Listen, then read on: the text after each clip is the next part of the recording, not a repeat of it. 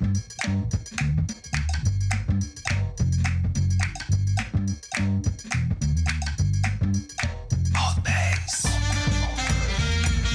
ALTBAYS. ALTBAYS.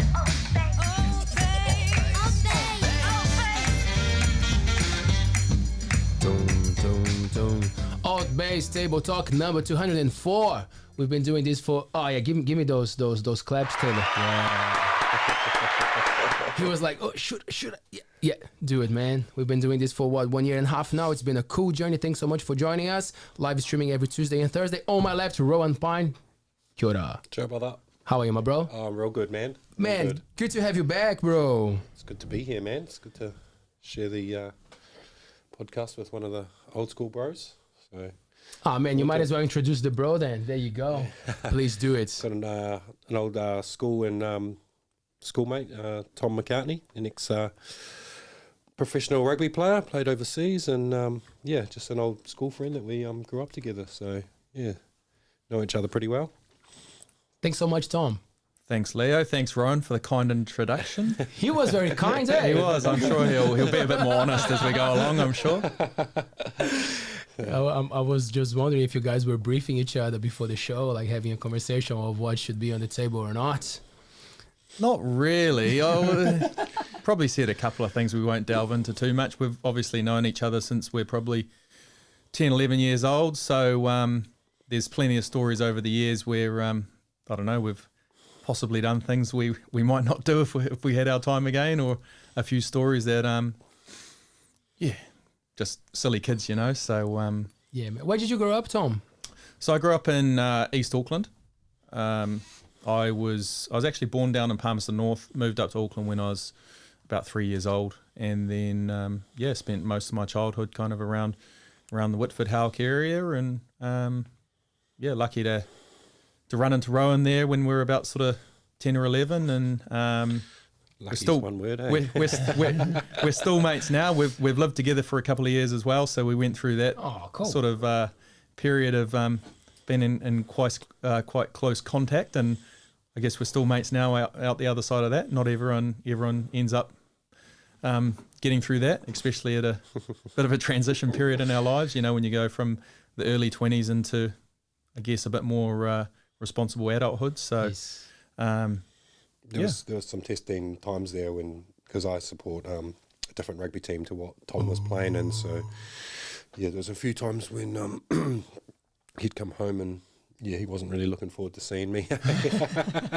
yeah, unfortunately, Ro's one of those guys who jumps on the bandwagon when a team's going well. So you know, as soon as the Crusaders went into a pretty good period with some pretty awesome players, he decided to start supporting them. So suddenly their jerseys in the house, all and of the a sudden, flags. yeah. Well, hey, the whole family's from down there, mate. So you know, what do you want me to do, mate? Yeah, no, that was a bit of a lie. I remember Rowan had no one knows these days, but the answer machine when you call someone's house, and if you'd call the Pyne's household on the landline, and the Crusaders music would start playing in the background. So that was mum. That was mum. Yeah. They were pretty. It was good music. Yeah. I was like, oh, here we go again. I'll just hang up. Pretty staunch Crusaders supporters. So yeah. Were you? Are you a Blues supporter? Were you like always fond of them, or when you are a professional, you just have to learn to play with the opportunities that come to you? How was that? 100%. I was always Blues supporter.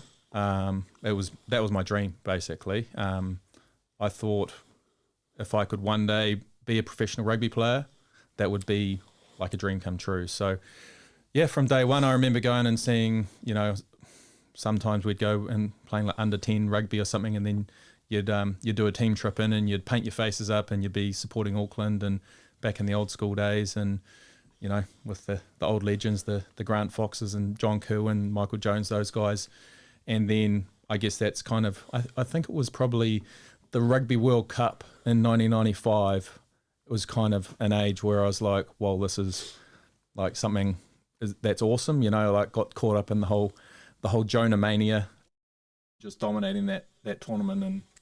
And then he was in the Blues as well. So it was just, yeah, he was, I I guess, a bit of an inspiration. And then from there, it kind of kick-started the rugby fire. Before then, it was just, something you just going and doing with your mates and mucking around at school. Do you have some memories from that World Cup? Yeah, I was just going to say, I think like every sort of rugby fan that's sort of our age remembers that 95 World Cup. Hey, like it was special. Hey, like I can sort of name the whole All Black team back then. Hey, like I don't think I could name other teams, but that 95 team I could name from number 1 to 15 pretty easily. Yeah, it was an awesome team, and like what he did at that time in the game was just completely changed it. Like now there's huge guys all over the place, everyone's doing the weightlifting and stuff like that, but he was just a genetic freak where he was that's just how he was, and he was just absolutely dominating people and kind of changed the game in a way and put it on like the map worldwide. It just really, it was like the first rugby superstar in a way. So I'd still sometimes now like show my son like little clips of Jonah like just running over people, and he's playing rugby now and he's kind of enjoying it, but he doesn't really know what's going on too much. I'm like, have a look at this guy. Look at how he pumps his legs and just pushes people over and stuff like that. Like try and do that when you're playing. But just an absolute freak. Man, I wanna ask about the evolution from what you watched from where rugby is now. But before we do that, thanks so much for Cooked Coromando for bringing some beautiful Mexican treats here for us tonight. Did you guys enjoy the food? Yeah, it was good. Beautiful. Yo, shout out. So now in Fitzhanga they were in Cooks Beach and now they are here. So make sure to check them out. Cooked Coromando on Instagram. I posted a story there so you can have a look at the beautiful meal that they brought to us, and Taylor have them on the screen, so check them out. Thanks team. Arriba. Ooh, how spoiled are we? Awesome. Tom, actually before the evolution of rugby, I just thought about something else while I was talking about Cooked. It must be cool to be a fan, to grow up watching those legends, and I guess you're friends with some of them, or when you were playing as a pro, you got to play with some of them, and it must have been an interesting journey for you. Yeah, it was a little bit like first getting into that scene is a little bit, I guess, I don't know, a little bit daunting in a way. You kind of, as a young guy, when you're kind of going in there and like, oh my gosh, these are all the guys I've kind of, I never used to miss a Blues game growing up. We used to, the one night we were allowed to stay up late on a Friday if the rugby was on or whatever. And as I sort of got older and older, I, still never miss a Blues game. And then you're kind of going in there and you're kind of training with them, and you're, pushing each other around and competing with each other. And it was pretty eye-opening to see just the level of competition within the squad as well. It was something I'd never really experienced before, some of the most competitive guys.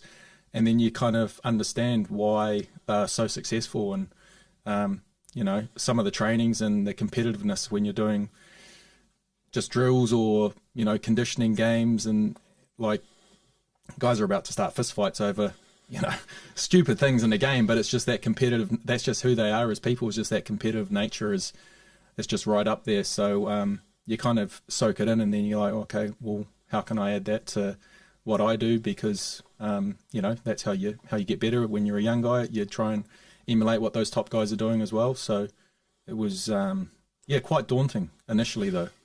Well, because what young guys were you sort of looking up to? Because I remember back in the day you were playing in the backs, and then you sort of transitioned into the forwards somewhere along there. Well, how did that happen? Yeah. I used to rate myself as a first five. Used to love goal kicking. And then, I guess once I sort of got to high school, probably lost a yard of pace. Used to win all the cross countries, all the 100-meter races, like growing up, until about probably form 2.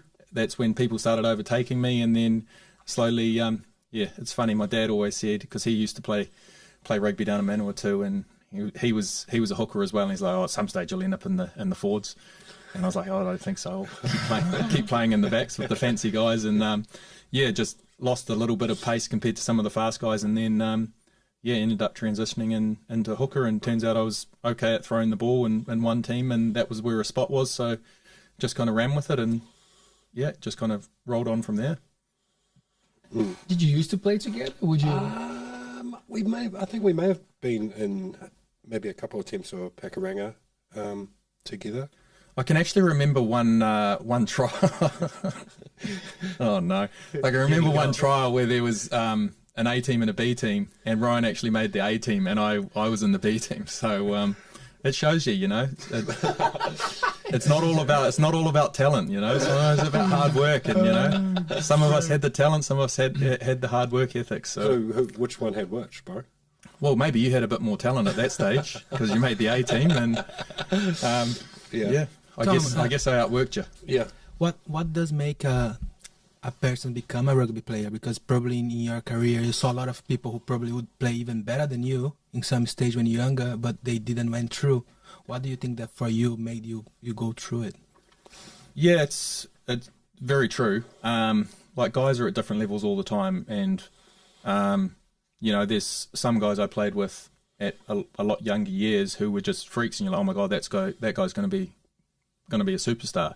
And then as time goes along, you get to a certain age and there's a lot more distractions.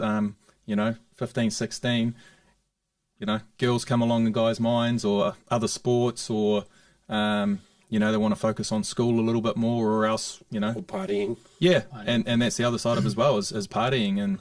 And look, I mean, we'd still have a pretty good time, but I got to a point where it was like, you got to decide. I remember having a good chat with my dad, and he was like, look, I'm not going to push you. It's up to you what you want to do. But at some point, you've just got to decide if it's something you really want to pursue and have a real good crack at, or not. And you know what you have to do if that's what you want to do. So I guess, I'd still have a good time on a Saturday night, but then Sunday I'd be back out running around, training.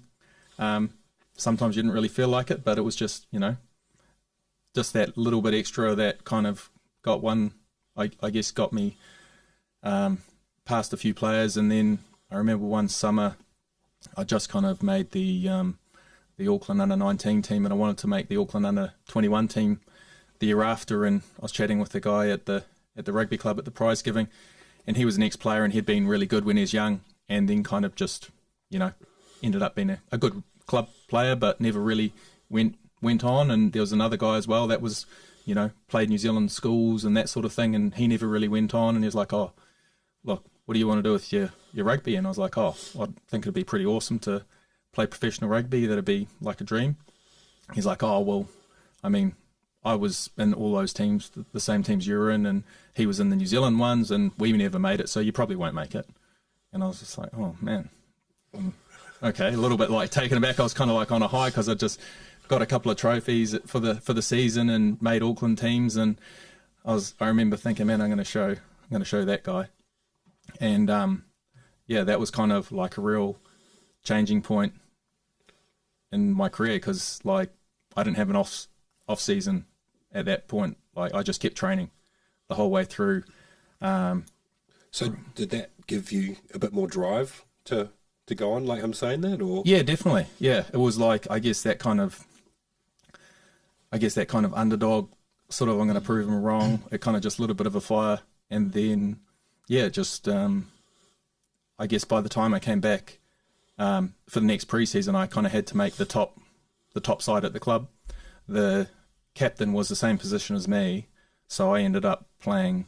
I could play another position as well, so I ended up getting into that. But just all the guys that I'd played with the season before, and we're all on a very similar level. We'd all been in that same sort of Auckland rep team from the under 21 team that we're in. They'd had a pretty good off season on the Bears and at the beach.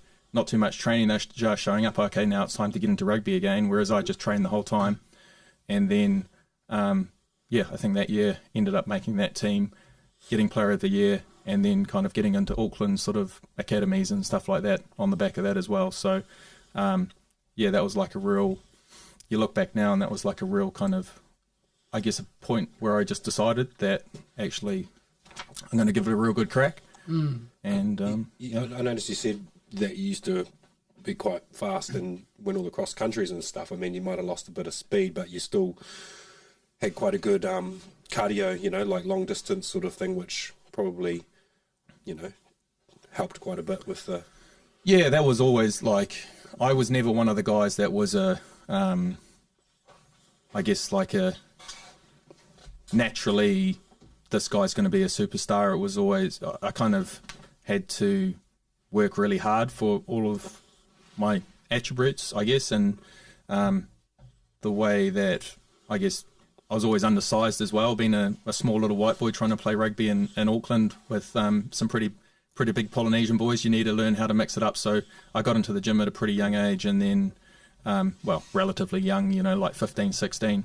And from there, I guess, always had the fitness was never really an issue. That was always one of my strengths as well. So, yeah. Man, what I was thinking about when you said the motivation, when it comes to the role of the coach or the captain, like, is that someone there in the group that will be more focused on that? I'm sure that there's the technical parts of it, but like the one who's driving the team, or it depends. Every case is a case. Every time is a... Yeah, I guess it depends on the level that you're playing at. The higher you get up, the more, I guess, the individual needs to be motivated as well, and they need to be able to motivate themselves, because, you can't do it for people, and there's a lot of extra work that has to go into it. And at the end of the day, it's like people need to take control of their career as well. And, a lot of the time you're getting at professional levels, you're getting paid a lot of money as well. And I guess the more you kind of become a little bit obsessed with it, I guess the better you're going to be individually, and then the better the team's going to be as well. So, obviously a coach has a pretty strong role, but when you're playing at the lower levels as well, I think it's as much about motivation, but also just making sure that people are actually having a good time and enjoying it. I see things now with some of the kids that my son's coming through playing rugby, and you see some of even the little bit older kids, and sometimes it's not all about the kids. Sometimes the parents are, reliving their could have been rugby career through their kids, and I'm pretty laid back about it. I know that I've seen it. It was the same when I was coming through the grades. Some of the players that were quite good, it was almost like their parents wanted it more than they did, and it just doesn't work, because the motivation has to come from within. If it's not, then you're not going to get out of bed at 6:30 in the morning and go for that extra run. You're not going to work a whole day and then go to the gym afterwards. And that discipline, if the parents aren't always going to be there telling you what to do. So if you don't have it from within, then it's going to make it pretty tricky. But do you think it could add to it? Because you look at some of those guys like Tiger Woods and Andre Agassi and stuff like that. Agassi hated tennis, and Tiger obviously had a parents that just kept them focused, and same sort of thing. Yeah, I mean, individual sports, I suppose. Like if you're wanting to be right up the top, like a Tiger Woods from a young age, he was just obsessed with it. And the thing with him, I think he's a bit of a special character. He's probably one of my sporting heroes as well. When I used to grow up next to a golf course as well, so I kind of spent most of my summers at the golf course and all my winters playing rugby. But so came through that whole the same time that Jonah was dominating, Tiger Woods was dominating on the golf course. So it was a really interesting time. But for him, I guess his father was like a big inspiration and kind of guided him. But at the same time, I know his father passed away like when he was still relatively young, and the amount of surgeries and injuries and stuff that he's had, like if you kind of don't have that internal sort of drive, then he would have given up a long time ago, what he's had to go through. So, I think it's still, even though he got guided in the right way, and obviously there's still a massive fire inside him that makes him want to do it himself as well. Yeah. Are you okay with your history of injuries and recoveries? And I was really really lucky most of my rugby career. I didn't have any major ones. You see, some of the ones that really scare you now when you look back are anything to do with the neck, back, or head. There's more and more research coming out now about all the head injury sort of space, and I was just very fortunate that I never really had any bad concussions. I had I had the odd sort of head knock where you'd get a bit dazed, but then no after effects or anything like that, and then you go through the concussion protocols and pretty much passed all the tests straight away. Maybe I had a low baseline that I had to meet, because they make you do these there's things, there's reaction tests and memory tests and those sorts of things. So maybe at the start of the year you got to do one each year, and yeah, maybe I wasn't that quick when I switched on, so it made it easier for me later on anyway. But yeah, those are the ones that are quite scary now. It's an area where it's starting to get I guess a lot more studies are coming out on it, and the professional game's still pretty young in New Zealand, so a lot of those side effects probably won't hit people until later on in life, and can be pretty scary to see. And the bodies are evolving, right? The way that we prepare ourselves for that level of professionalism, of course, the impact is going to be greater as well. Yeah, right? yeah. So, I mean, if you look at what a rugby player looked like back in, say, 1995, before it really went professional, to the bodies that are coming out now, and they're just so much bigger, faster, stronger. So, the impacts are always going to be bigger, and, because you're doing all the training, your body can withstand it, but the head's still the same. You're just getting whacked in the jaw a lot harder if things go wrong, and not even if you get hit in the head, still the collision is still that that seatbelt effect of your brain inside your head. Like you get the impact, and it's still the force. Yeah, I suppose there's that, but then there's also like the amount of games that guys are playing now is a lot more than back then, and depending on what club you're at and what their philosophy is on training. I've been in some clubs where the trainings are like games, and you're smashing each other all week as well. So I think people realise reasonably quickly that when they go through a bit of an injury crisis that, maybe we can't just smash them up during the week. We need to actually look after them, because teams are pretty smart now. They're not really, you do still need to have little periods where you get like different parts of contact in during the week. But yeah, I guess in that transition period, it was a little bit of an experiment of what's going to work. And, Did you notice, like over your career, the difference in like trainings? Like did training sort of evolve or change much over the 10 years, and same with like the recovery process and stuff? Did you notice much of that evolving, or? Yeah, there's obviously more and more science happening, more and more studies coming out, and then I guess as you get older as well, you put a bigger emphasis on your recovery, because your body's getting sore, you've got past injuries that are still sort of niggling away, that you're always just trying to almost get right and be ready for the next game. The last thing you want to do is give someone else an opportunity to take your position if you can help it. So if you can be right for the weekend, then you do whatever it takes, and sometimes you're not completely honest with the level of pain you're suffering with, and you just try and truck on through, and once you're out on the field, then you don't really even notice it. It's only the next day you're like, oh my god, I'm absolutely dying, or you can't roll over in bed, or you kind of look back now and it's like, oh man, why did I put myself through all that? Did you ever give anyone a concussion or do anything? Not intentionally, Rowan. Not intentionally. I know exactly what you're referring to. Do you want to bring up that story, do you? What story? Oh, the Robbie Fruin one? Yeah, the Robbie Fruin one. So, Rowan's a bit of a joker. Here we go, Rowan. Yeah, so, absolute clown. That's not where I was going. I was just wondering if you put any hits on anyone, or cheap shots, or... We'll do that story now anyway. So, we were playing... I was playing for Auckland at the time, and we played against Canterbury in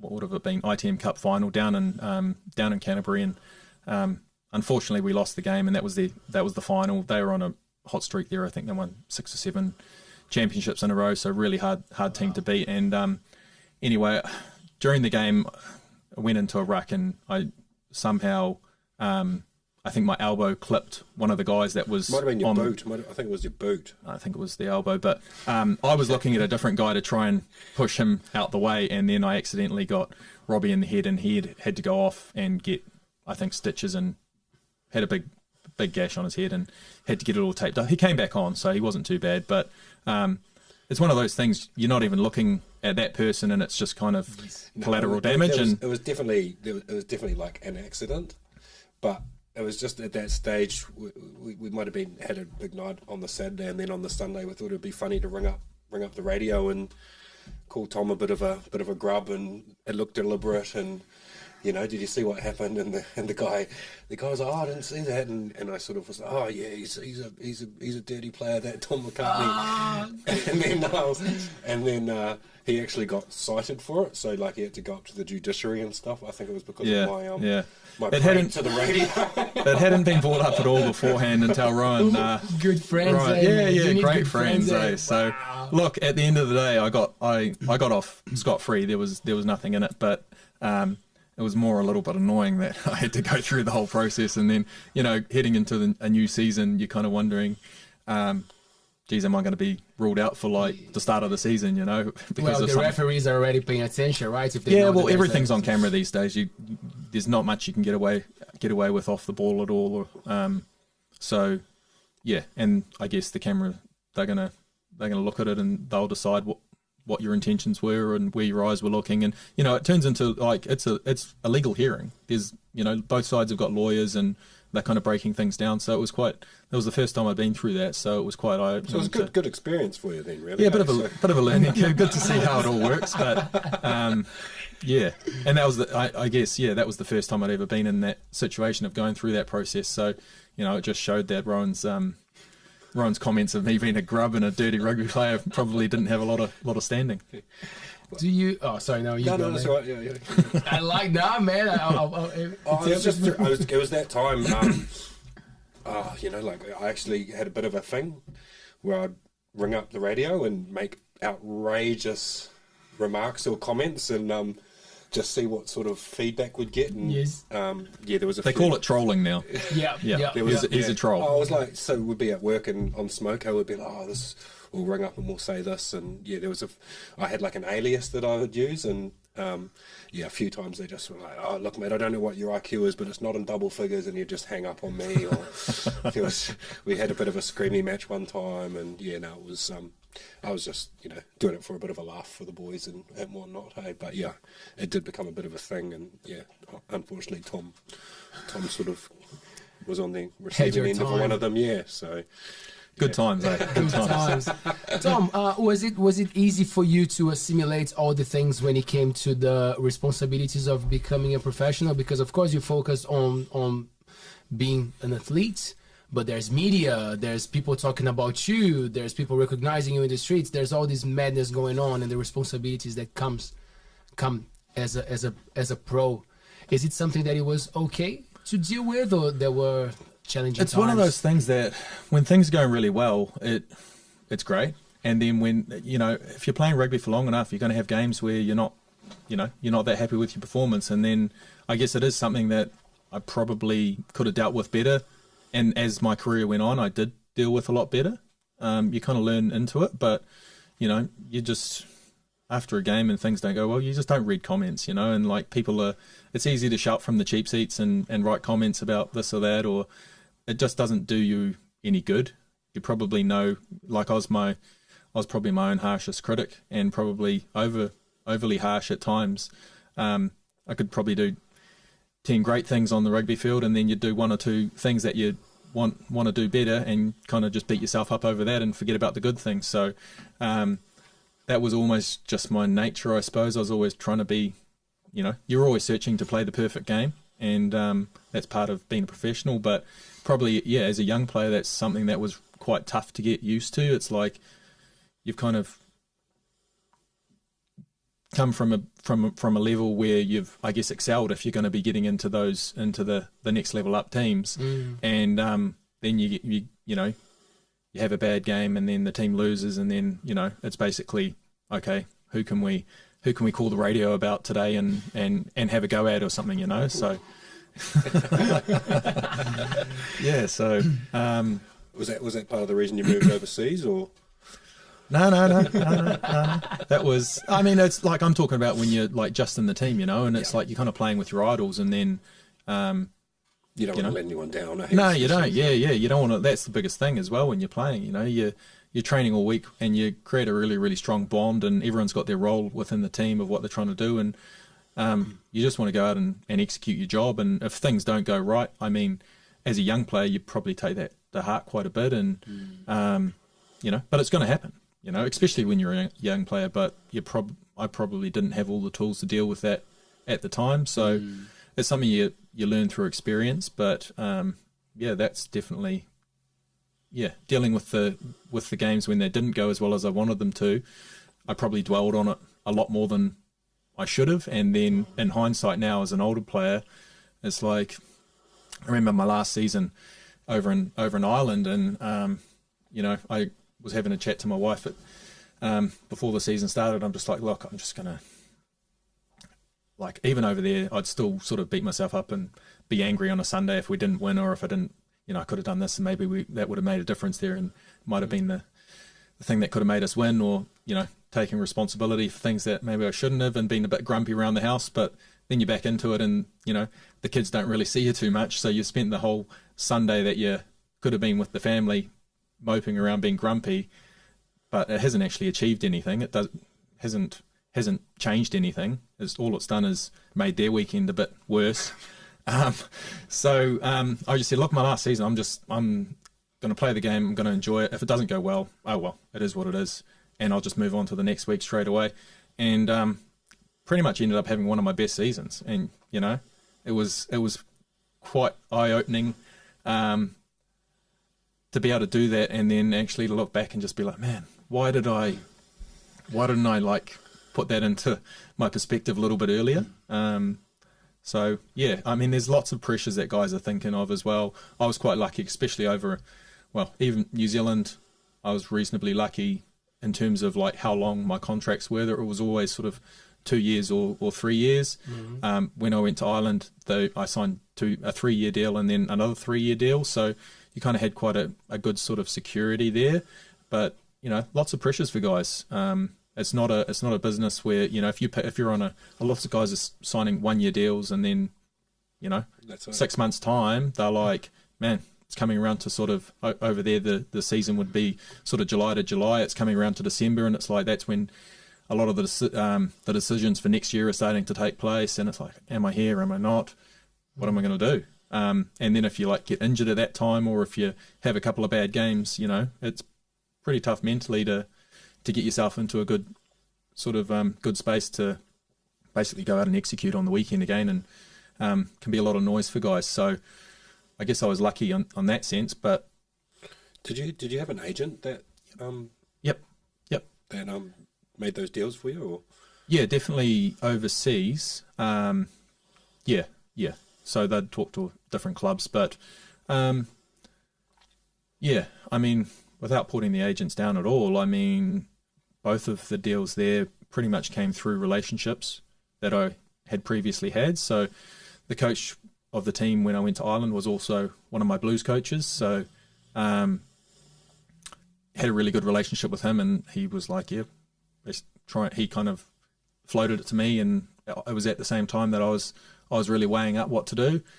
And I thought it would be I guess even from when I was a young guy, like a lot of our friends went over and did OEs in different parts of the world, and, you know, I was slugging away, initially being a builder, but then also training to chase the rugby dream, and then kind of made it into the professional ranks, and you're kind of doing all that while your mates are all overseas having fun. And I always looked at it like, well, look, hopefully one day if I can play long enough here, and then if there's opportunities later on to go overseas, then I'll get to go and do a little bit of travelling then as well. And so it was always something I kind of had on my radar. I was never really that you see there are the odd player around that ends up playing their whole career in New Zealand, and, you know, generally they've made the All Blacks if they're doing that, because, yeah, I mean, there's a lot opportunity for, I guess, wage growth if guys are going overseas.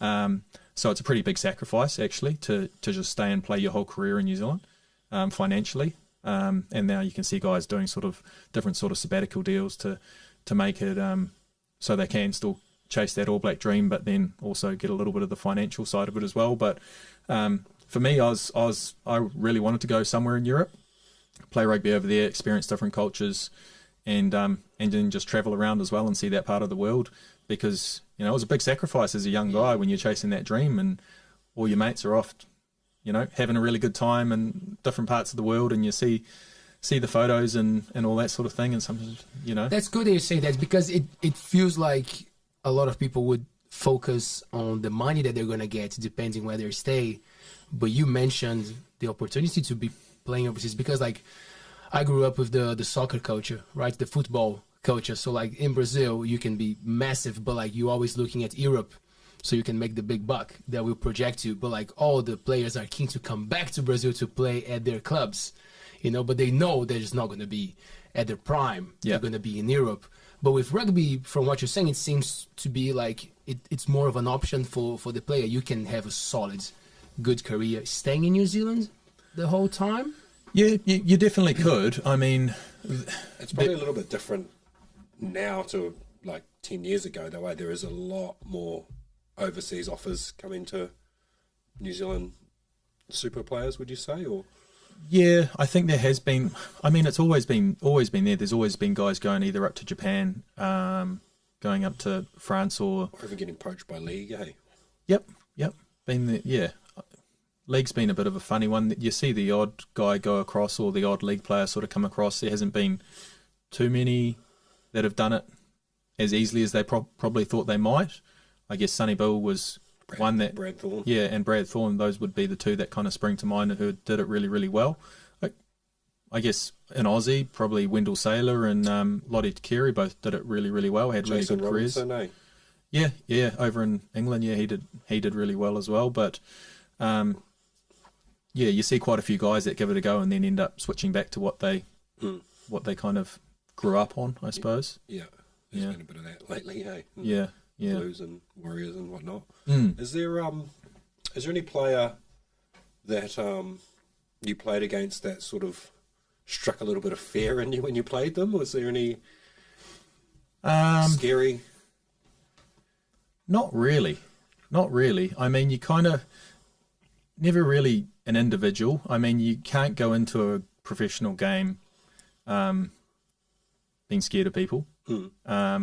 But there's definitely people that you'd think, geez, I need to be on my game here, or I'm going to get embarrassed. And it's more than just any one individual, I suppose. It's more certain teams when they're on a real roll. Like any time you played the Crusaders, I know you'll love hearing that, Ro. Like you knew you had to be at your absolute best, or you're gonna get embarrassed. Yeah. So I guess that level of anxiety during the week leading up to the game, it does lift you a level as well, and you have to embrace it. You have to be able to reframe it into a positive energy of actually like, this is a great opportunity to go and like knock off one of the great teams, rather than, oh man, hope I don't do this badly, I hope I don't do that badly and on TV, and we hope we don't. You just got to flip it into a real positive mindset. It didn't always work out that way. What about some of the South African teams? Because they would have been... Yeah, I mean, it's just, I guess as a young guy as well, like you grow up watching the All Blacks over in South Africa, and it's just different over there. It's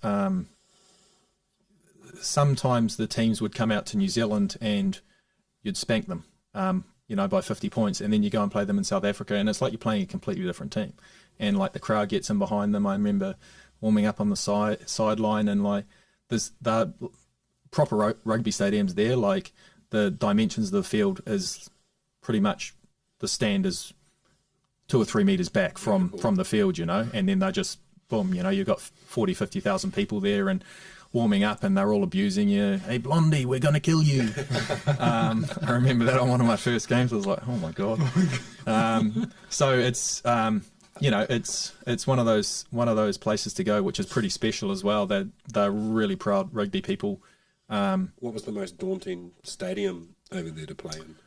I remember we played in. I always loved playing at Durban, at the Shark Stadium. That's like it looks like it shouldn't really be standing how it is. It's just so high and so vertical. But then also, I mean, all the stadiums, they've got great rugby stadiums there as well. Loftus up in Pretoria, I remember we played there in would have been 2010, and that they had probably 3/4 of the Springbok team playing there. You know, you got Victor Matfields, Bucky Botha, you got Forey Dupree and Morné Steyn, and like they were winning the competition back then, you know. And good solid, eh? Did you Buckies any lip or anything like that? No, didn't need to stir that beer too much. I remember, I remember there was one certain player who had a bit of an altercation, and he ended up giving him a good whack during the game, and he split him under the eye, and Bucky's had to go off and get about 10 stitches under his eye, and then after the game, when you're doing the handshakes, Bucky shook his hand and goes, "Hey, you got me good, eh?" And you just knew that at some point there'll be a bit of retribution there. Yeah. I remember you saying there was a few times that, you know, like after the game, the South Africans would always be keen to come into the changing rooms and have a beer and have a yarn about the game, and you know. Yeah, they were really good like that, and it's a really special tradition in rugby. You know, you go out and you kind of beat the crap out of each other, and the whole week your whole, I guess, mentality is like, how am I going to smash these guys and how are we going to beat them? And then after the game you know, you have a shower and then they come into the change room, or you go into their change room, and you know, you have a few beers and you get to meet them on a bit more of a personal level, and you know, everyone's the same. They're all chasing the same dream. Everyone wants to win. Everyone, you know, but just different backgrounds, and you kind of that's the real good sort of social side of rugby, and that's what it used to be like as well. You know, you'd listen to the old man talk about their stories. You know, they'd play you know, even if it was a club game or something like that, they'd stay in, you know, they'd celebrate all night with the other team, and get to know them and make some really good mates as well. And then next time they played each other, they'd still kick the crap out of each other, and then, you know, they'd celebrate afterwards and, you know, have a good time. So that part of it is something that's pretty special. And yeah, it can get a little bit, I guess, if it's all just professional, it can get taken away a little bit by different people sort of trying to steer it in a sort of direction. But yeah, something I really enjoyed. Yeah. Man, when it comes to fitness and nutrition, because we were talking about that before the show, you're still very focused on what you're doing on your well-being. So I guess, is it something that came from the discipline that you learned by being a pro, or is just who you are, man? Like that's your drive. I don't know. I don't think I was always disciplined. It kind of something I had to grow in, I guess, around that time period when I had to decide what I really wanted to do. And then as the career went on, you kind of create habits, and you know, you look at I guess there's shows on TV now about sort of like match fit, and you've got guys that used to play sort of, you know, 15 odd years ago, and a lot of them have kind of put on a lot of weight, and then you see other stories of guys that have, you know, unfortunately put on a lot of weight and then had heart attacks and kind of died a long time, probably before their time. So I was always very conscious of like, geez, when I was, I guess, lucky in the sense that the weight gain was, you know, I'd go, if we had a weekend off and I'd be with some of the rugby guys, some of the Polynesian guys in the team, and we'd do exactly the same thing. We'd be, you know, having a big party and drinking and eating whatever we wanted, and I'd come in on the Monday and my weight would have gone down, because if I was drinking and partying, I'm not generally eating well enough. So my weight would be down 2 or 3 kg, so I'd be getting told off for being too light, whereas those guys that I was with that were doing exactly the same thing, they'd be up 4 or 5 kgs. So just naturally how the bodies kind of work, everyone's a little bit different, I suppose, and they were always having to kind of watch their weight, whereas I was always having to, you know, you're too light, come on, make sure you're eating why aren't you, you know, just being disciplined in a different way when I was playing. But Yeah, I remember when we used to live together, and it was me, you, and Tom, and Tom, and we'd have a food bill or whatever, and then Tom would always spend a bit extra to get a bit of extra meat. He was always having to eat a lot more than what we did to try and maintain weight, I guess. Yeah, and it's funny. I guess when I was just sort of getting into the professional rugby scene, and I ended up going on loan up to North Harbour for a little bit, and I ended up living with another mate of ours, and he was a Tom as well, but he was Dutch ancestry, and he liked to make sure he's getting his money's worth whenever. Anyway, long story short, he was. We were just sharing the food bill, and he was making sure he was eating exactly the same as me, because he was paying for his share of food. And I think I probably ended up staying there about 10 weeks, and I think he put on about 10 kgs. So just trying to keep up. And he's like, oh man, thank God I ended up getting called back to Auckland to play at that stage. So I left that house, and he was like, oh, in a way it's good you've gone, because I've put on so much weight. I need to get back into just eating, not trying to keep up with you. Who was that? Oh, that was Tom Grunaway. Yeah. So he tried to keep up, and but at the same time he was studying like movie producing, that sort of thing, and I'm running around all day, lifting weights and trying to build muscle and all that sort of thing. So using a lot of energy, and he was sitting around most of the day. Sitting around. That's how it goes. You mentioned meat, both of you. So it's been a big part of your life, of your diet. Carnivore. Yeah, I mean the carnivore only really came in probably in the last year or two of my career, and the injuries. Did you hear from someone, or you just did? It was actually just listening to different podcasts, and then sort of researching stuff myself, and I guess I stumbled across it, and one podcast that was on Joe Rogan, and it was a guy, Dr. Sean Baker, and I just resonated with his story, and I thought it was really interesting, and ended up reading his book, and then doing a little bit more research, and then just sort of trialed it a little bit myself, and a lot of it was around just the injuries I had, and it was they were kind of, as I found out later, that I probably needed a couple of operations if I was going to keep playing. But just trying to manage that as well, and you're kind of getting injections in them just to try and mask it over, but just trying to get that inflammation down as much as possible. And I guess I definitely did feel a pretty good benefit from it as well. But then, as my wife says, she's like, well, you always just love eating meat, so it probably just suits you. You don't really care too much for veggies anyway, so you're just doing what you want to do. And I guess that was true, but the main difference from that would have been, like, I'd still eat veggies from time to time. I'm definitely not fully against them at all. But the main thing was just cutting out the real processed food and the sugars, and that's probably where I noticed a massive difference in the inflammation coming down. And then, I guess it was reasonably hard at that time to. You got to eat a lot of meat because, if you get a lot of your energy from the carbohydrates and stuff like that as well. That's what I was thinking. What's the ratio? Yeah, well, I mean, even when I was playing, I'd pretty much do carnivore for about 5 days a week, and then before a game, I'd carb load. Just because. Yeah.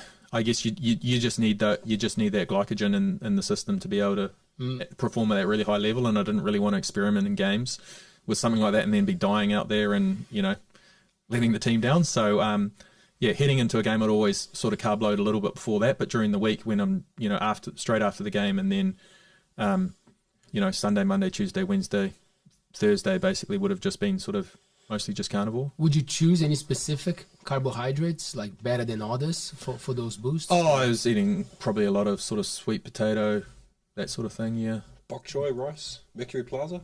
You went there quite a bit, didn't you? Yeah, we used to love the Mercury Plaza. It's still, God, what a place. It was, I still miss it. There's... It was this sort of really old, sort of scungy looking Asian food court, and like, from the outside, it just looked terrible, but inside it was just always really Unbelievable. busy and like Unbelievable. It was there was a lot of the rugby boys and league boys and stuff all used to eat there, because it was Big you portions. showed me. Yeah, really good portions, well priced, and just like high quality food. You know, like you'd go out sometimes.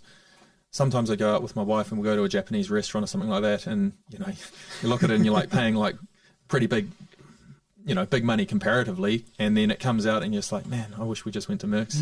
Got like a $8 sushi. It's like way better than this. Is that's where you you haven't touched on, but Tom's got two brothers and a sister. One brother, Marcus, he is a bit he had a brain injury. Yeah, From yeah. birth, but Tom told him that wasabi was avocado, and he had a bit of wasabi, didn't he, Tom? And Well, look, I got to know it wasn't actually me. It wasn't actually me, but it was the. No, it was not. No. It was look. We went there so much that I got to know the store owners pretty well, and there's a guy there. His name was Tony, but everyone just knows him as Tree, and he's a bit of a cult legend, really. All the rugby guys just would still run into Tree and think he's the man, and he does have another shop now. It's in Epsom as well, but Great. yeah, just he came over one time and sort of said g'day to me and my brother Marcus when we're having a feed there, and Marcus loves his sushi, and there's a big pile of wasabi sitting on the side, and then he goes, oh, you're not going to eat the avocado, and then you got to look down, and I just didn't say anything. I was just eating my food, and then he quickly, oh, is that avocado? Grabbed it, put it in his mouth, a big sort of blob of wasabi, and then he's like, oh, and then quite a lot of profanity came out after that. Marcus used to swear like a sailor, right? Yeah, no, he still does.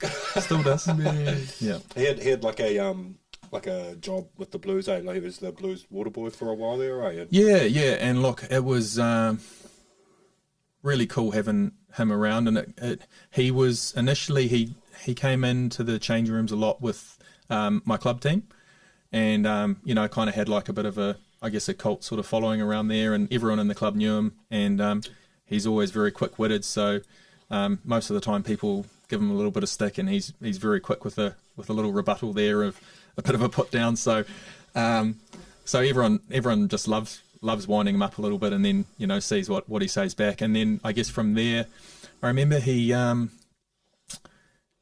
was a bit of a changing period as well in my career after Pat Lamb left, because I'd had a really, really good season in sort of 2011, and basically on the brink of the All Blacks, and then 2012 it was one of those seasons where everything just went wrong for the team, and I played like crap as well. It was like, just looking back, it's probably the toughest season of your career, and you're going to have ups and downs, and that was definitely one season I'd love to start again and have another crack at, because you're like so close to being like basically in the All Blacks, and then have like a real bad year, and the team, you know, I think we won maybe like 4 games out of sort of 15, you know, so like we went from, I think we lost the semi-final the year before to the Reds, who ended up winning it, and then, you know, we got a couple of extra superstars, Ma Nonu and Perry Weep, who came, who had just been off like stars in the World Cup, so we had this stacked team, and then got a load of injuries, and then, you know, kind of had a couple of really close losses that kind of killed us, and long story short, it was a really, really tough year. And then at the end of that, Pat ended up getting moved along, because it wasn't a great, obviously it's a business, you know, so it's pretty cutthroat at times, even though you have a great year the year before, and then, you know, they've got high standards. So then John Kerwin was the new coach, and he wanted to stir things up a little bit as well, so, you know, he was pretty challenging on a lot of the guys that were there the year before, and, you know, some guys got told that even though they were contracted, they weren't going to be there, and yeah, I guess I hadn't played well the year before, so he challenged me a lot, and really wanted to I guess see what I was made of when I was first meeting him. So it was pretty daunting. And then heading into the first season, I remember we had our first day of training, and we had a fitness test, and then we all got yelled at because we weren't fit enough on the first day of training either by the fitness trainer. He was an interesting character, and basically I remember going into the first one-on-one of the season with JK. after, 3 or 4 days, he was catching up with everyone, making a bit of a plan of what he wanted people to really work on before going into the season and where he saw them. And went into the meeting a little bit nervous because I'd already had like one earlier sort of meeting with him where he was pretty direct and harsh. And so a little bit nervous, and he just says, "Oh, mate, tell me about your brother." And I was like, "Oh, Marcus," because the families had actually come along and had a bit of a barbecue after our first training session. And yeah, Marcus had obviously just struck up a conversation with JK, and then from there, he was like, "Oh man, we've got to have him involved. He's he's awesome." Wow. So Great. yeah, from there, he basically became like the water technician, I suppose they called him. But he was as much as he was there to like fill up the water bottles and all that sort of thing. But the physios looked after him really well. Most mornings he'd be straight into the physio room. So part of his job was, I guess, getting the waters all done and all that sort of thing, helping with the organising the bags and all the training gear. But the other side of it was, I guess, morale for the team, because he's just such a good guy to have around. And then He was pretty honest, eh? yeah, and brutally honest at times for guys, and but it kind of just took of an environment that can be quite highly stressful, and guys would kind of wind him up, and then he'd just rip into them about any mistakes they made in the game, or yeah, I remember Ali Williams saying one day, he's like, "Oh man, God, your brother's brutal." I gave him a little bit of crap, and he just ripped me on. It's like ripped me on the whole game. He said, "Oh, Ali, you just got to stop bloody talking to the ref so much. You keep getting penalised." And then Ali was like, "Oh, great. Getting my review already from Marcus. I know what's coming in the afternoon from the coaches." And then as he's walking away, he's like, "Yeah, and learn to catch the ball as well."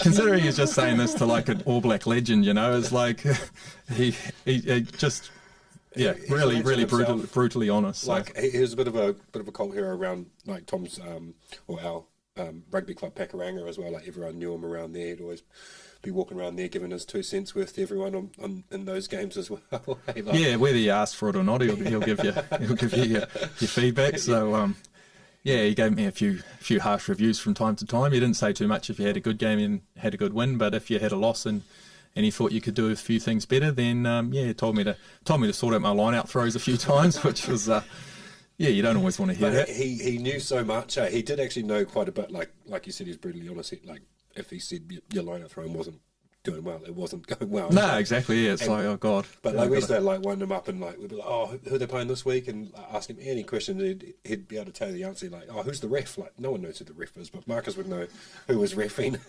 Oh yeah, incredible mind for names, remembering who was where. 3 or 4 years ago, who used to be the player in this team or whatever happened there, and just straight away, even today, even if it's completely rugby unrelated, it's like, "Oh, what was that guy's name again? Hey, who was the guy's wife? Old Tony that used to do that. What's his wife's name?" He's like, Cheryl, yeah. It's like, oh my god, like I'm terrible with names, man, and he just got that. Growing up with your brother, and you understand so much about life, about like how each person, we just have our own ways, especially when it comes to educational system, because I work with the learning support center, and I always say that I learn much more from them than I actually teach, because it's that idea of like what society expects us to be, and then we say, "Oh, but they're different." No, we're all learning differently. We all have our own skills. So I guess when you're growing up with someone that is constantly showing you new things, and you're like, "Wow, we all have our own ways," right? So it's very unique. Yeah, 100%. And I remember having some good chats with my dad and my other brother Brett about it as well. And like we just treated him the same. Like there was never any special treatment for Marcus, and like sometimes he had to go in for different surgeries and stuff like that. But the whole time we were growing up, he was just Marcus. Like he got stick like everyone else. Oh yeah, we ripped into him. Like he had a bit of a hard time sometimes, even on the rugby field. I was quite a good tackler, but I used to use him as a tackling bag a fair bit around the house as well. So maybe he had a bit of a positive impact on my rugby career as well. But he we just always thought, look, he's just normal. treat him like he's normal. There's no special treatment. There's no things we're going to wrap him in cotton wool and say you can't do this, you can't do that. We'd take him along to golf. We'd all play golf, and he'd come along and walk around, and he hit the odd shot. He broke my brother's driver one time because he hit the shaft. Hit the ball with the shaft, and so he wasn't too happy about that. But and you used to see him like walking around Howick and stuff. You'd be driving along, and you'd see Marcus walking along up to something.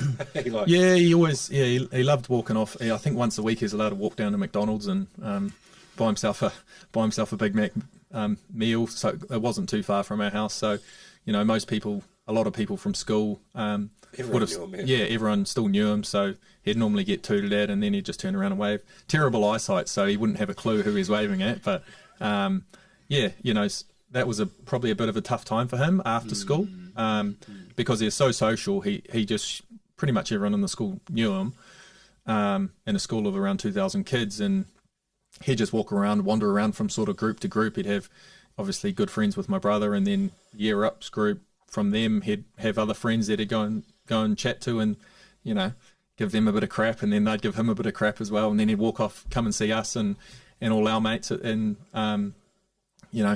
tell us who he was pissed off with, or generally that's how the conversation would go. And someone's a bloody dickhead or whatever. Oh, what have they done to you, mate? Oh, you should go and bloody sort them out. Oh, do you want us to come and sort them out? Oh no, we'll sort them out later. When he sort of finished school, it left a pretty big hole. So getting him into the rugby side of things, and just kind of gave him that real good sort of sense of community and sense of purpose. And he's still got guys that I played with, probably, what would it be, back around that JK time, around 2012. Like, we're in the team together for maybe 1 year, and like he still talks to so Bowden's brother Kane. He came up here and he played for a year. Marcus will still call him, every week. Cool. One of the other coaches Marcus talks to every day. He's down he's one of the Chiefs coach now, and Nick will just call him when he's driving instead of listening to the radio, and because he's about 25 minutes away from training, so every day he'll call him on the way to training, he'll call him on the way back home, and talk a bit of crap about what's going on with the other guys or the other rugby teams. And some of his best mates are like rugby players that he was involved with back, a long time ago. Shout out to Marcus, man. Yeah. Man, Rowan, you mentioned before that you wanted to ask something about physio and treatment. So I want to go back to that, but there's also a question from the audience when you were talking about the carnivore diets.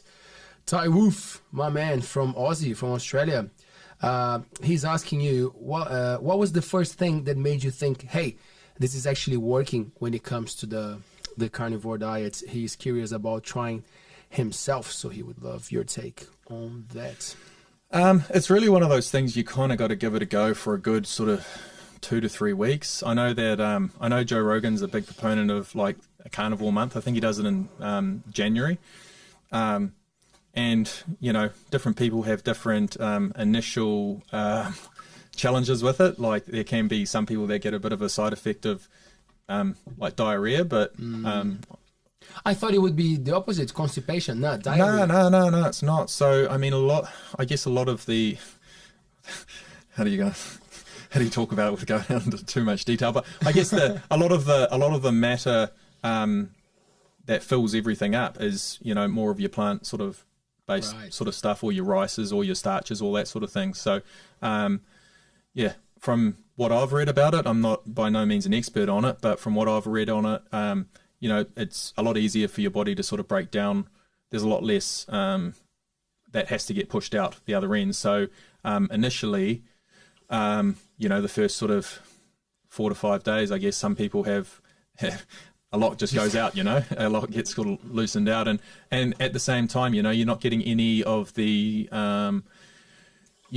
carbohydrates, which sort of holds a lot of body fluid in your muscles as well. So that kind of sort of drops out of your body as well. So initially that can be a little bit daunting probably for some people, and then after that, I guess you probably got to give it a good go for sort of 3 to 4 weeks and then see how you feel. And it's a bit of a. And is that, are you eating like what exactly is your diet? You're just eating like meat 3 times a day or twice a day, and then are you having anything with that, or? Well, I mean, the way I would do it if I was doing like a solid month of eating carnivore, I don't generally now. I'd be sort of like maybe 5 days I'd do it. 2 days I'd probably be pretty relaxed, and if we're going to go have an ice cream with the kids on the weekend or something, or we're going out to dinner, I'm not going to be really strict on it. But yeah, I guess. What was your question again? I was just wondering, like, what exactly you did with the kind of. Oh, in terms of what you'd eat daily, yeah. Yeah. So I mean, I'd pretty much eat any animal products really. So I'd still eat, cheese, eggs, milk. Probably, if I was doing it strictly, I'd probably cut the milk because it's got quite a bit. Still is a little bit high in the carbohydrates, and I'd just supplement it with cream. If I was having like a coffee, I'd just switch out the flat white for like a long black with a little bit of cream. Did you ever get into quite heated conversations with any vegans or anything with a diet like that, mate? Or nah, I haven't, to be honest. No. And look, at the end of the day, I guess my approach to most things in life is, look, if that's your belief or whatever, then that's fine. I've got no problem with it. You can do whatever you want, as long as it doesn't directly affect me and what I'm not going to get told what to do by people, But if you see things differently and you want to approach life in a different way, then that's great. That's up to you.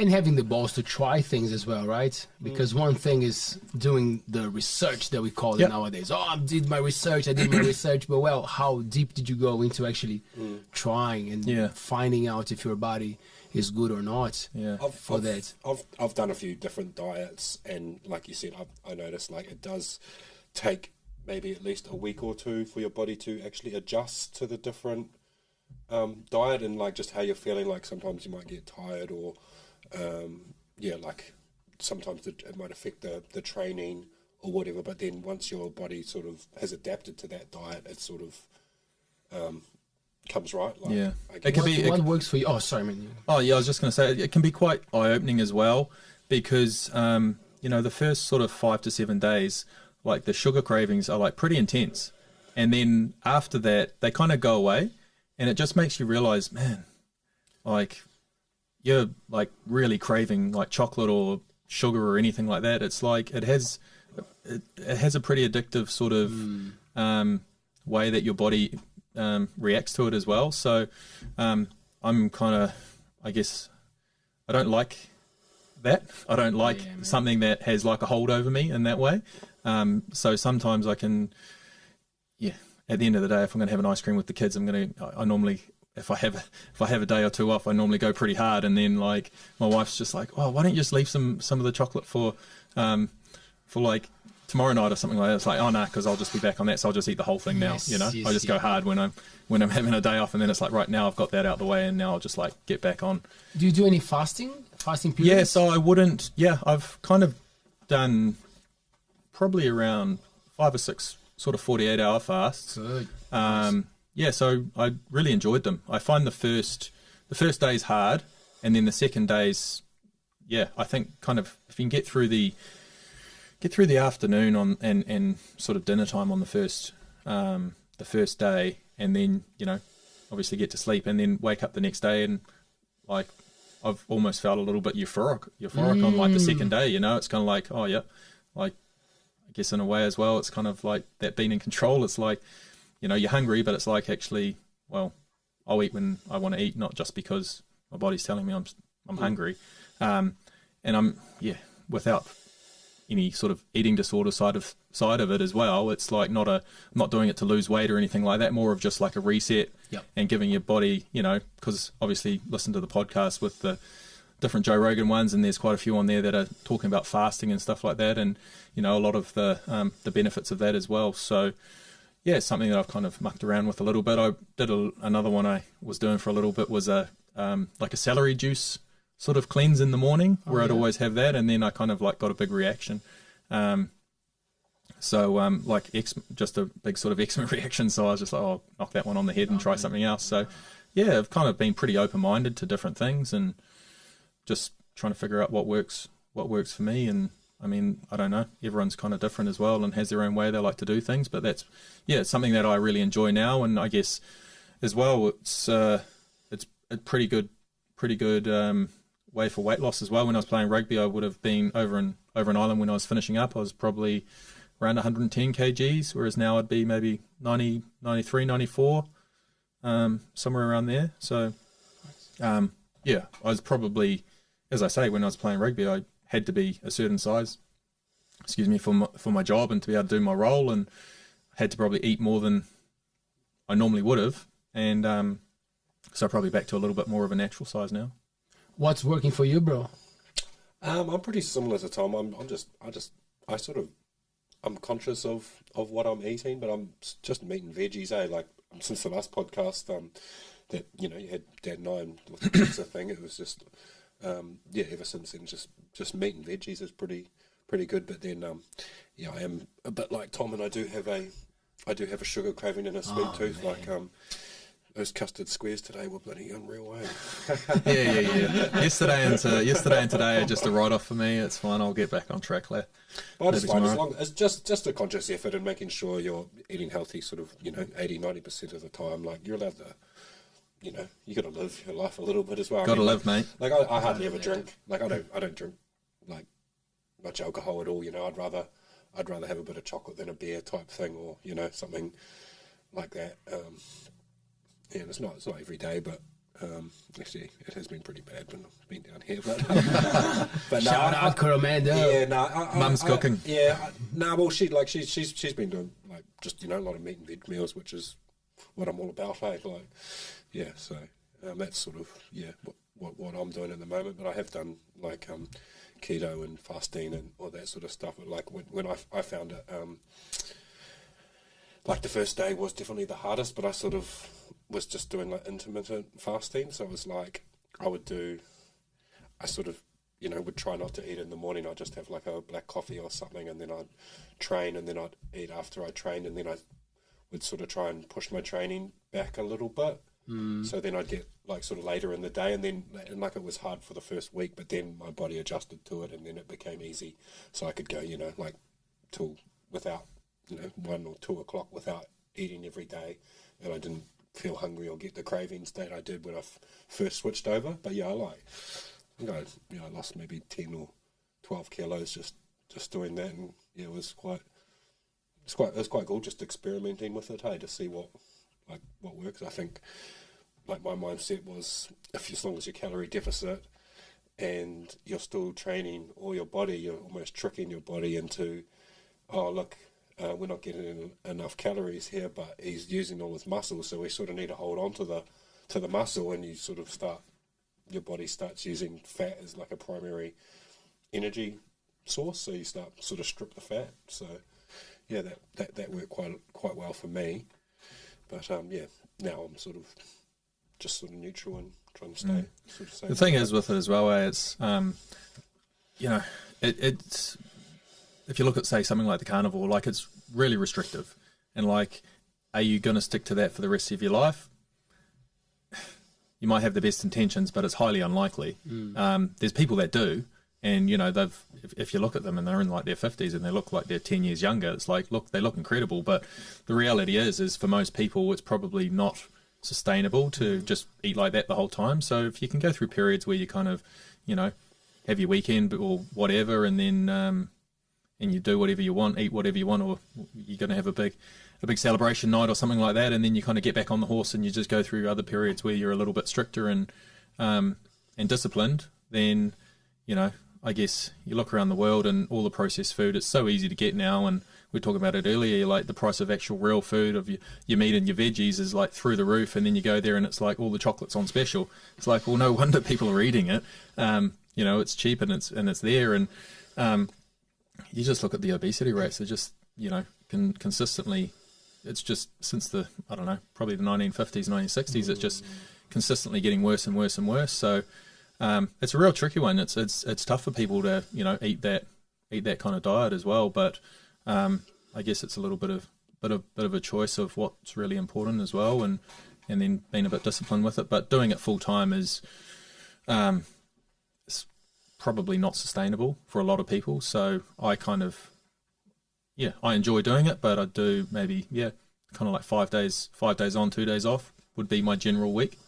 Yeah. And it's interesting, isn't it? Because for us, especially for you guys who are dedicating a life to it, like to, being the best version of yourself and being aware of how good it is to be fit because you're working out everything. So nutrition comes as a normal thing, and you forget that it's actually a privilege to have those informations. As you said, for someone who is struggling to pay the bills, food is food.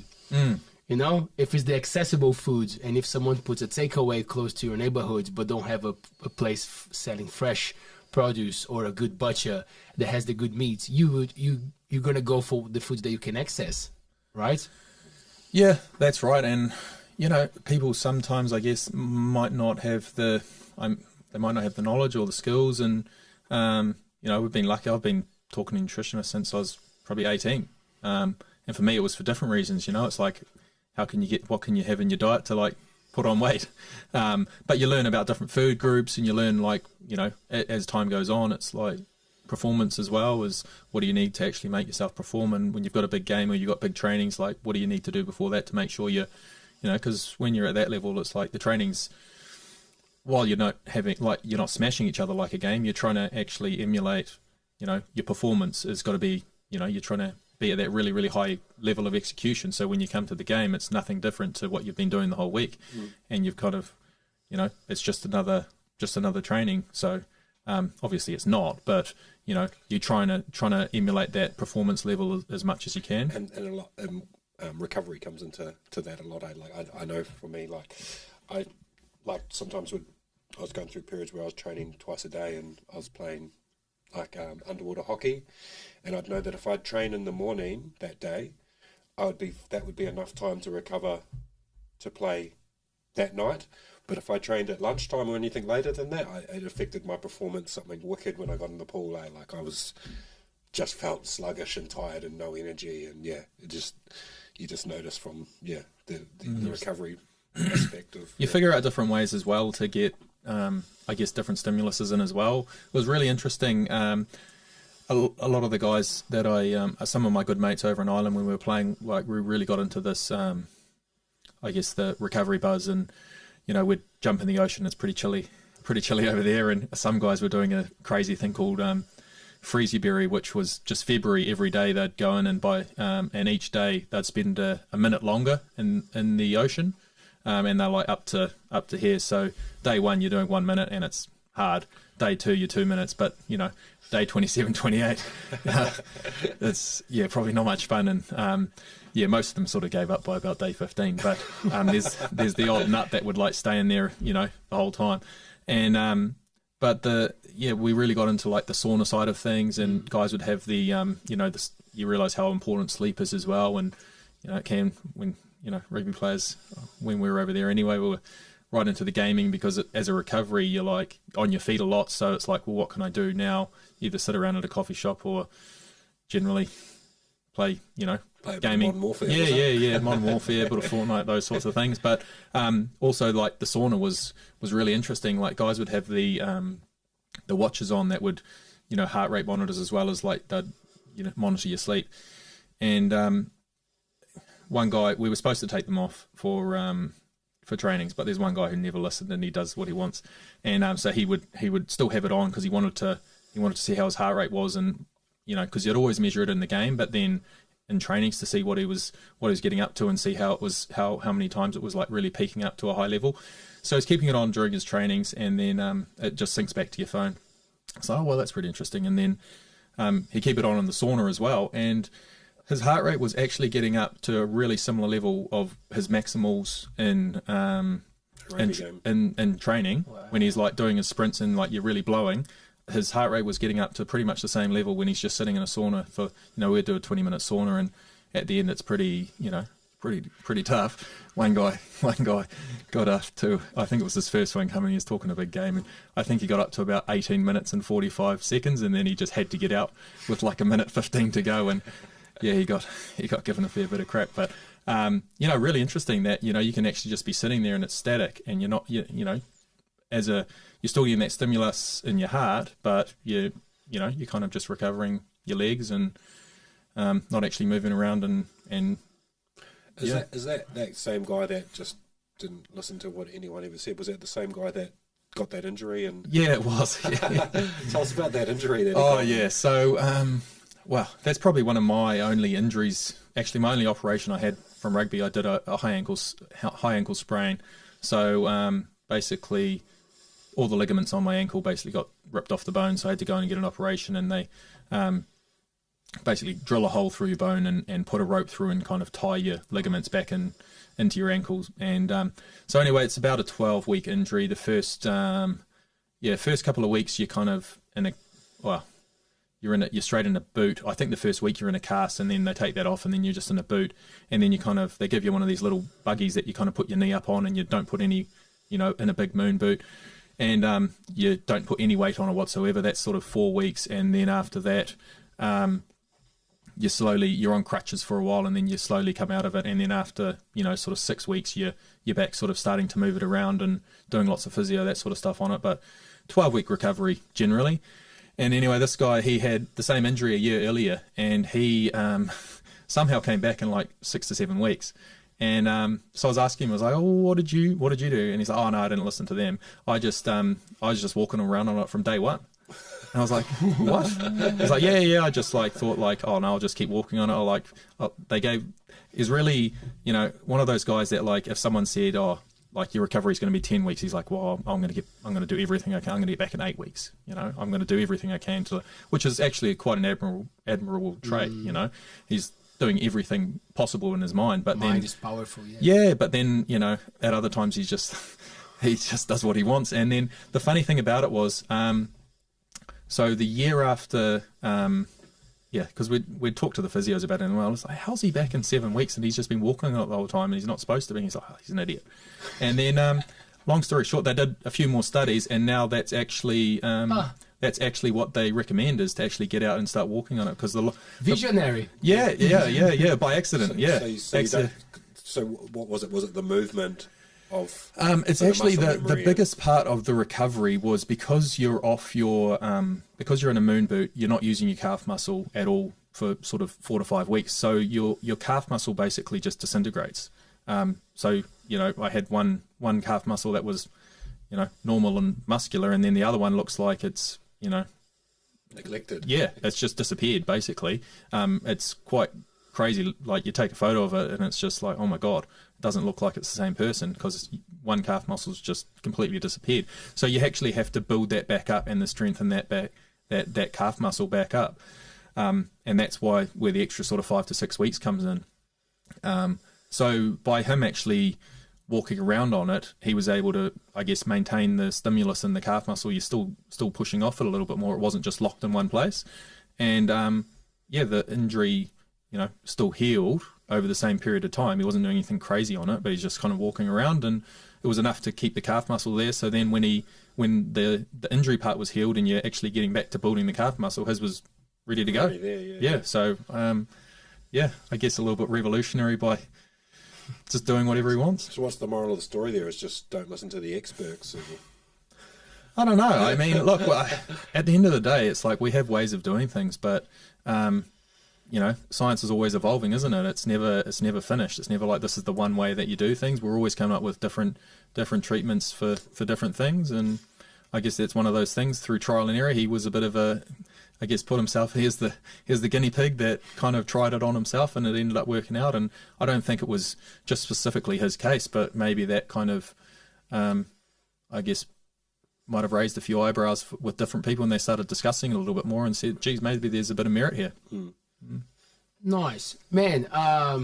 Last question for you: Is it does it require more preparation for a rugby game, or to sell a house in Auckland? It really depends. If you asked me that back in 2021, when when we were in lockdown and the market was absolutely cranking, pretty much any man and his dog could have sold a house, to be honest with you. Like, I was working out of my my lounge during the level 4 lockdown, and it was the busiest month I've ever had in my life. And we were literally, taking a satellite picture of a property and basically saying it's a 650 square meter section. It's got an old house on it that's a bit of a do-up, but developers were just coming along and buying based on the land. 2-week auction, and you'd have 10 to 15 people fighting over it basically. So back then that was a crazy time, and I guess pretty easy, but things have definitely changed a fair bit now. So it's as the market changes and it gets harder and harder, then that's when having a bit more of an experienced agent who knows what they're dealing with and has been through a few different times, and really earns their money. And then you probably didn't need an agent as much back then, but you probably need an agent a lot more now. So I guess it kind of flows with the market. But preparing for a rugby game as well, it's one of those things that you just it does come with experience, and you learn what works for you, and you kind of get you're kind of trying to figure out what works for you initially and trialing sort of different things. And you might have a really good game one week and what do I do there, or I'll try and do that again. That might have helped me. And then things don't go well because you've done something slightly different, or you've done the same thing, but you kind of they will got you learn off senior players as well, of tried and tested sort of things that have worked for them. And if someone's an All Black legend and they're saying, well, this is what I do and this is the process I go through for a week, it's a pretty good starting point as a young guy to sort of jump into that. And then once you've got your processes sort of done, you're just trying to stick to it as much as possible. And the mental side of it's probably you definitely learn that as well, because you can burn up a lot of energy kind of stressing before a game, and you learn processes to actually go, okay, well, I'm not going to do that. I'm going to stay really relaxed, but then I'm just going to have little windows where I go in and I just go over everything and get right in the zone, and kind of give yourself a 10 to 15 minute window where you're visualizing and going through all the things you can control in the game that you want to try and achieve. There's going to be a lot of stuff that pops up that's just, unexpected, and you just got to play the game. But the stuff that you can control, like certain roles that you've got, you can kind of visualize them for a little intense window, and then just forget about it, and then go back to it again maybe later on the night before the game, and then morning of the game as well. And then you kind of feel like, oh no, I've done that work there. I don't need to worry about anything that may or may not go wrong. I've done that work. I know that I know what I'm doing. Is that pretty you just going through the processes of rugby games? But is that similar to real estate, with your job, following certain processes of? Yeah, 100%. It's all about process with. A lot of the time, whether you're selling a house that might be worth $400,000 or you're selling a house worth $2 million, a lot of the conversations that we're having are very similar. It's just obviously you're talking about different numbers, but the more you can keep the process of, a very structured sort of system in place, and what information you need to be giving to people, and people just want to know that you're doing the best by them and giving their house every opportunity to, sell for the best price possible, and you've got this process and this is what works, then, you're collecting all the feedback from the buyers, and, that's where people get the most complaints probably, and Tommy would probably back this up, Tom Rawson, our good mate as well, who's our boss, and it's just, people not communicating enough with owners. So, if you've got someone that you think's getting paid a hell of a lot of money and you haven't heard from them in 3 weeks and they're selling your house, it's like, well, what's this joker doing? So we'd be really focused on, just that communication. You set up a WhatsApp group, and you kind of, anytime anything's happening, you're sort of giving them feedback the whole time. And then each week you're kind of calling everyone back that's been interested in providing that feedback to the owner as well. So, so at the moment it can be really hard conversations, because when the market's going up, the price is normally, you've said the price might be around this level, but then the market's moved up. So generally, people are paying more for their house, and they're getting a better price than they might have expected, just because of the natural flow of the market. But when the market's going down, it's actually the opposite. So if you haven't done everything possible that you could have to make sure that someone's getting the absolute best price, then there's going to be a lot of questions there as well. So that's part of the job. It's you don't want people, if they can, they'll blame the agent. But if they can see that the agent's done absolutely everything possible to they're working really hard. They've talked to everybody. They've had, weekly meetings with you. They've given you all this feedback. It's like, man, they're working really hard for us.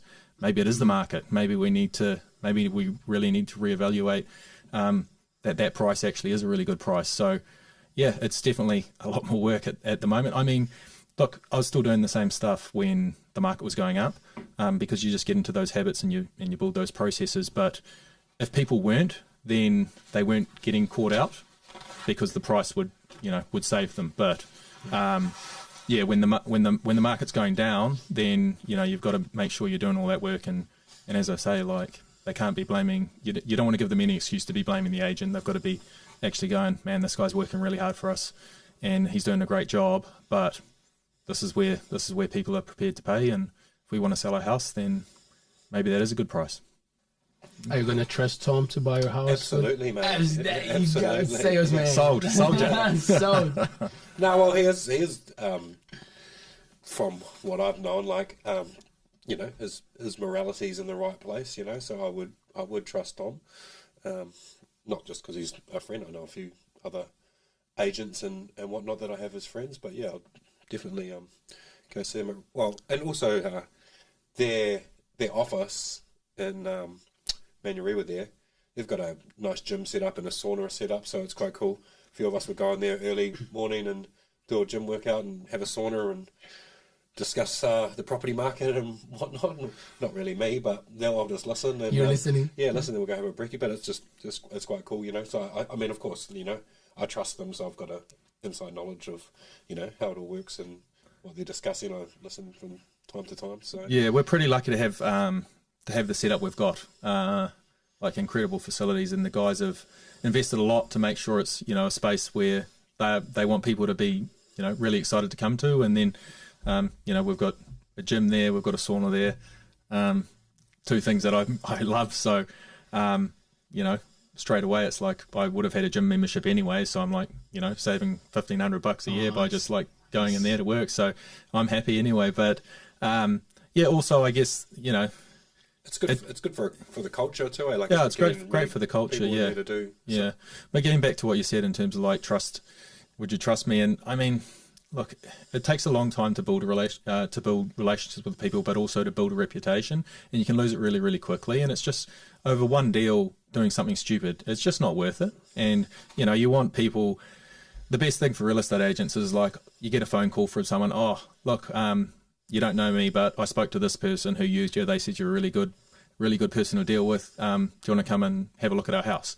That's like the absolute epitome, because a client that you've had is going to be the easiest to keep. If you've done a really, really good job for them before. It's like some agents have just some people have just got agents that they've always used, and they'll always use them because they're really good and honest. And if you do get one that's like that, then you've got that good relationship, then people will stick by you. So it's just not worth being that sort of sleazy second car salesman kind of vibe where you're just trying to get one deal over for yourself because you need the money. People can sniff it as well off you as well. It comes across really desperate. So you've got to have a really long-term focus. And I guess just people a lot of the time are pretty nervous, and we do it all day. So I even noticed on his day off today, he's taking a lot of. That's why his phone's dead at the moment, mate. So yeah, it's still working on the day. It's off, funny, so. Isn't it? It's like you go away and you think you'll have a bit of you try and block out a bit of a day off, and then it's just like all of a sudden everyone wants to get hold of you. So sometimes that's how it works, and I mean, the wife can get a little bit sick of it from time to time, but in a way, I mean, we had a lot more free time as rugby players, but I've always worked weekends. It's always been, rugby on the weekend was work, and then, I was always off in a way as well. Like as a rugby player, you can sort of structure your time a little bit to do what you do get a lot of free time, but I was always doing extra stuff to make sure that I was, getting myself prepared to be in the best state to play on the weekend. Spray from Marcus about your line outs. I remember you practicing. Yeah. Well, that's the thing. It's like, you just build process around it. Like, maybe I need to go practice that a little bit more. And then it's like all of a sudden, every single day I was line out throwing. It's like, that's your bread and butter. If you can just tick that box every single, it doesn't have to be a long time. I'd be doing, 20 minutes, 15 minutes some days, and just getting the reps out. But that was part of my process, and I sort of built that in over a long period of time. And yeah, I guess real estate can be similar in a lot of ways in terms of, the discipline definitely is probably one of the biggest attributes to whether you'll be successful or not. Sticking to the processes, but then also turning up and making the call. Sometimes you just can't be bothered talking to people, and it's like, man, I just need to get myself in the right frame of mind and make those phone calls. And it can be tough because it's like sometimes you might not really feel like doing it, but you force yourself to. And the people you're calling actually can't be bothered talking to you either, and you're annoying them. And it's one of those things. It's like you make 20 calls, and then one of them might be a great call, and then all of a sudden it leads to something really, really good. But there might be 19 really crap ones, and sometimes people make 3 and 3 horrific ones. It's like, I'll kick that in for the day, and you just got to push through. And it really is just a little bit of a like a numbers game, and just staying disciplined to the process. Yeah. Discipline, eh? Discipline. Yes. Tom, thanks so much, man, for doing this. No, thanks very much for having me. It's been awesome. Cool, man. Yeah. Rowan, thanks for organizing, for making it happen, bro. Awesome, bro. No, thoroughly enjoyed it. It's good. We'll bring you guys back. Might bring Tom to have a chat about work ethics in space. That's cool. What he's doing. That would be cool, man. Yeah. I'd say he'll definitely be keen to come down and spend the day with Ro. There you go. The governor. Yeah, the boss. So he was, So Tom and I actually bought a house together when we were like 22, and Rowan lived with us for a little while and helped sort of pay the bills. But the other Tom was always kind of, we used to call him the governor. He's kind of the boss of the house, and he's the self-appointed boss of the house anyway. So he used to make all the rules. And I might just leave you guys to run the show. I'll sit there and watch you guys talking with the governor. That'd definitely be a good chat. Yeah. Tom, he's good for a yarn, eh? Yeah. So, yeah, for sure. Awesome, guys. Thank you so much. Thanks again. Awesome. yeah, thanks for having us. Thanks, Cheers. mate. Cheers, Taylor. And for you, thanks, Papa. And for you watching us at home every Tuesday and Thursday at 7 p.m., make sure to follow us on Instagram, Facebook, TikTok. TikTok is going crazy, and Instagram as well. Wow. Yeah, so make sure to follow us there. And on YouTube and all the audio platforms. That's us. Kakite. Peace.